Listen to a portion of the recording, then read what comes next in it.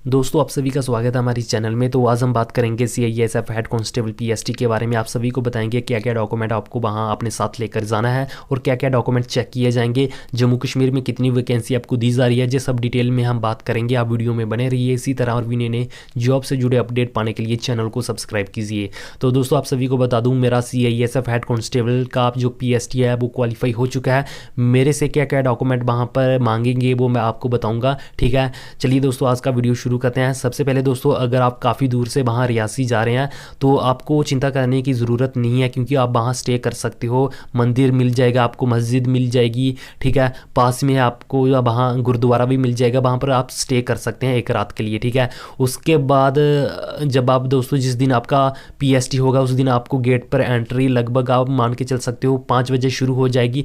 आप जब चाहे एंट्री ले सकते हो। लगभग जब आपकी लास्ट एंट्री होगी ना, आप तब ही लेना, क्योंकि आपके लिए ही अच्छा रहेगा। क्योंकि वहाँ पर जो बच्चे हैं उनको एक साथ ही बाहर छोड़ा जाएगा। लगभग रात के 7-8 बज जाते हैं, ठीक है। PST तो कुछ ही मिनटों में कंप्लीट हो जाएगा, लेकिन जब तक सभी बच्चों का PST कंप्लीट ना हो जाए तब तक आपको नहीं छोड़ा जाएगा। और लगभग एक दिन के कम से कम वहाँ पर 400 के आसपास बच्चे बुलाए जा रहे हैं। उन सभी का PST कंप्लीट होने के बाद ही आपको छोड़ा जाएगा। रात के 7 भी बज सकते हैं, 8 भी बज सकते हैं, ठीक है।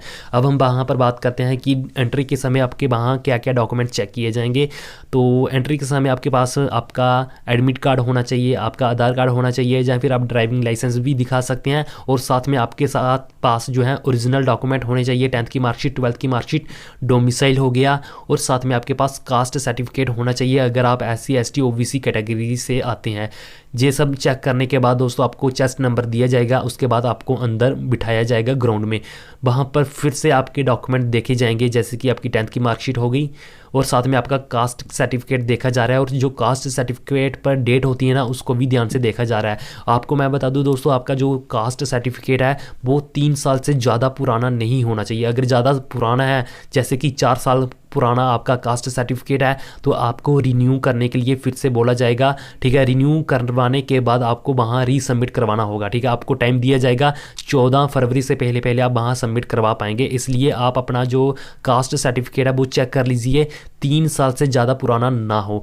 लगभग 2020 वाला भी चल जाएगा, 2019 वालों को गड़बड़ हो सकती है, इसलिए आप अपना डेट को ध्यान में रखिएगा। 3 साल से ज़्यादा पुराना ना हो आपका कास्ट सर्टिफिकेट। और उसके बाद दोस्तों अंदर जाने के बाद आपको वहाँ पर 3-4 पेज का एक फॉर्म फिल करवाया जाएगा। फॉर्म काफ़ी ध्यान से फिल करना है, ठीक है, क्योंकि फॉर्म फिल करने में भी गलती हो जाती है, जिस कारण आपको वहाँ काफ़ी टाइम लग जाएगा। इसलिए फॉर्म को पूरे ध्यान से फिल करना है। वहाँ के जो ऑफिसर हैं वो आपको बताएंगे कैसे क्या क्या फिल करना है, वो सब आप आराम से मज़े से फिल कीजिएगा। और साथ में आप अपने साथ अपना पेन, अपना गम, अपना जो रहता है डॉक्यूमेंट, वो सब साथ में लेके जाइएगा। डॉक्यूमेंट मैं आपको फिर से एक बार बता देता हूँ। आपके पास जो वहाँ डॉक्यूमेंट चेक किए जाएंगे, आपकी 10th की मार्कशीट, साथ में एक जीरोक्स कॉपी लेकर जाना है। 10th की मार्कशीट, 12th की मार्कशीट, डोमिसाइल, और साथ में आपका कास्ट सर्टिफिकेट अगर आपके पास है, ठीक है। जो आपकी जीरोक्स कॉपी रहेंगी उस पर आपको अपने सिग्नेचर करने हैं। साथ में वहाँ पर आपको अपना CISF का रोल नंबर भी लिखना है साथ में ही, ठीक है। ये सब आपको वहाँ काम करना है। उसके बाद दोस्तों फॉर्म फिल करने के बाद आपकी हाइट मेज़र की जाएगी। हाइट मेज़र करने के बाद आपकी बायोमेट्रिक होगी। बायोमेट्रिक कंप्लीट होने के बाद दोस्तों आपका फिर से एक पेज का फॉर्म दिया जाएगा, उसे फिल करना है, ठीक है। वहाँ पर आपके लेफ्ट हैंड थंब लगेंगे, वो सब फिल करने के बाद, ठीक है, फिर से आपकी हाइट मेज़र की जाएगी। अब की बार जो हाइट मेज़र की जाएगी ना, वो मतलब अच्छे से मेज़र की जाएगी। वो आपके फॉर्म पर भी लिखी जाएगी कि आपकी कितनी हाइट है, वो होगी। उसके बाद आपकी चेस्ट होगी, ठीक है। चेस्ट अब वहाँ पर ली जा रही है मिनिमम 77 सेंटीमीटर और 5 सेंटीमीटर का एक्सपेंड लिया जा रहा है। तो आप अपनी चेस्ट को भी ध्यान में रखिएगा कि अगर आपकी चेस्ट है तो आप वहाँ जा सकते हैं। बाकी जिन बच्चों की चेस्ट कंप्लीट नहीं हो रही है तो उनको वहाँ 3-4 चांस दिए जा रहे हैं, ठीक है, चेस्ट को फिर से रीचेक करने के लिए, ठीक है। वहाँ पर काफ़ी मौके दिए जा रहे हैं कि आपकी चेस्ट कंप्लीट हो जाए, लेकिन फिर भी जिन बच्चों की चेस्ट कंप्लीट नहीं होगी उनको रिजेक्ट किया जा रहा है, ठीक है। ये सब वहाँ पर हुआ जो मैंने अपनी आंखों से देखा। और जैसे ही आपकी दोस्तों चेस्ट हाइट कंप्लीट हो जाएगी, उसके बाद आपकी होती है डॉक्यूमेंट वेरिफिकेशन। जो आपने फॉर्म फिल किया था वो सब आपका चेक किया जाता है कि आपने क्या क्या डॉक्यूमेंट फिल किया है। अगर आपने वहाँ पर मिस्टेक की होगी तो आपको फिर से वहाँ पर डांटा जाएगा। बाकी आप अपना ध्यान से फॉर्म फिल कीजिएगा, क्योंकि आपको ही टाइम लगेगा उसकी वजह से। इसलिए फॉर्म को ध्यान से फिल करने के बाद दोस्तों आपकी डॉक्यूमेंट वेरिफिकेशन होगी वहाँ पर आपका 10th का मार्कशीट, 12th का मार्कशीट, डोमिसाइल और साथ में आपका कास्ट सर्टिफिकेट ध्यान से देखा जाएगा। एक एक चीज़ को ध्यान में देखने के बाद डॉक्यूमेंट वेरिफिकेशन कंप्लीट होने के बाद आप एकदम फ्री हो जाओगे, ठीक है।